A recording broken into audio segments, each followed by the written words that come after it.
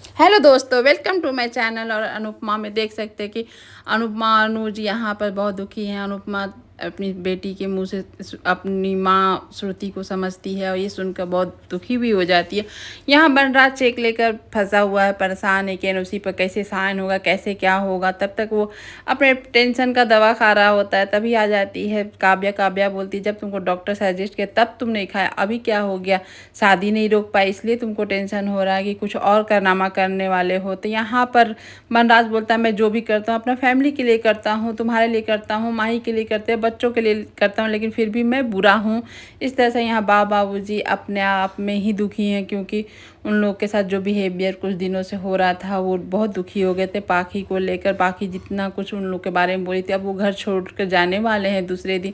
वही बात को लेकर रो रहे हैं कि बच्चे के अब आगे हम लोग नहीं रहेंगे और पत्थर बनकर अपना वो लोग अच्छे से ज़िंदगी जिए, हम लोग चले जाएंगे। यहाँ बाप बोलती है, किसी एक को हो गया तो हम लोग कैसे रहेंगे ना बाबूजी, अब जो हो गया फैसला अब वही करेंगे। और यहाँ अनुपमा तब तक वहीं रूम से गुजरती है तो बा की रोने की आवाज़ सुनती है वो। तब तक वो दरवाजे पर जाकर सुनना चाहती है। तब बाबूजी अनुपमा की परछाई देख लेते हैं कि बाहर कोई खड़ा होकर उनकी बातें सुन रहा। तो यहाँ पर वो बा से बोलते हैं, अरे वीडियो क्यों इतना देखती हो, इमोशनल की देख देख के रोने लगती हो।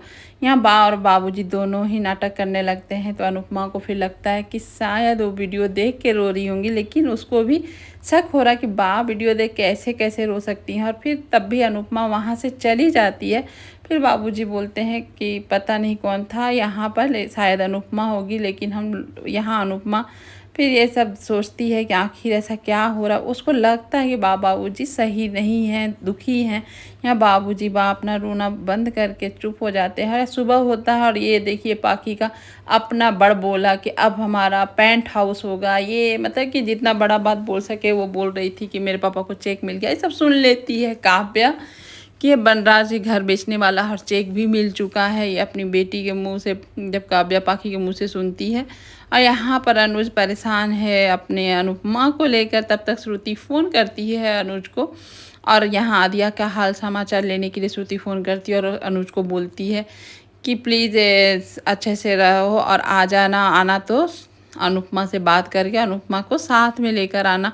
तब तक आ जाती है यहाँ पर किंजल अनुज के लिए ग्रीन टी लेकर। तब अनुज को बोलती है कि प्लीज़ अनुज आप बात कीजिए मम्मी से। मम्मी बहुत इमोशनल है, वो दिल से सुनती है, दिमाग से नहीं लगाती है। यहाँ अनुज बोलता मैंने बात की है, लेकिन अनुपमा को समझा कैसे सकते हैं।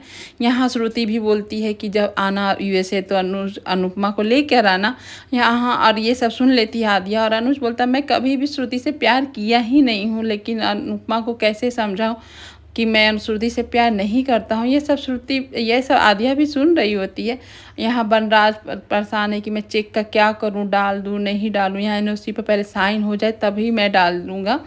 यहाँ पर तब तक आ जाती है काव्या। काव्या बोलती है तुम घर को बेच रहे हो, चेक ले लिए हो, और ये सब मुझे नहीं मालूम है। तुम्हारी बेटी जाकर बाहर में बड़बोला कर रही है, दुनिया को बता रही है, लेकिन तुमने मुझे बताना सही नहीं समझा। यहाँ बनराज बोलता किस किस को मुंह पकड़ पकड़ के बताऊंगा।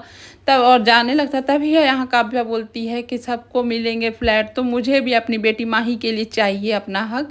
ये बोलकर वहाँ से चली जाती है। और यहाँ अनुज अनुपमा दोनों साथ में टकराते हैं। और यहाँ अनुज बोलता है मुझे तुमसे अनुपमा बात करनी है। यहाँ अनुपमा बोलती है मुझे कोई नहीं बात करनी है। तो यहाँ अनुज बोलता है कि मैं 4 दिन के बाद का यूएसए का टिकट करा रहा हूँ।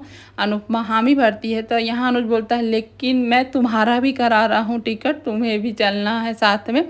यहाँ अनुपमा रोते हुए बोलती है नहीं अनुज, मैं 4-5 साल से बहुत अकेले रही हूँ और अकेले रहने का आदत हो गया। मेरी बेटी मुझसे नफरत करती है तो मैं नहीं, अभी मेरा हिम्मत है कि मैं उसके खिलाफ़ जाकर मैं कुछ भी करूँ।